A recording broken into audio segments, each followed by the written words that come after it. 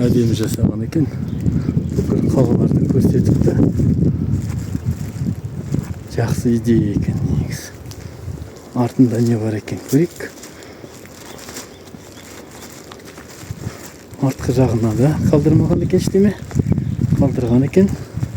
Қазақ хандығының 550 жылдығына арналған дейді.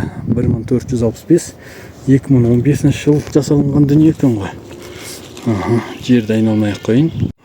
Барлығы тұр, бірақ таразының өзі түсіп қалған екен. Біздің қарағандымызды көріп тұрсыздар. Оның астыңғы жағында таразымыз енді түсіп қалыпты екен. Ештеме етпейді. Шымкент мінекей тұр астында. Қызылорда астында, үстінде мінекей Северный Қазақстан. Каспийді көрсетті, Аралды көрсетті.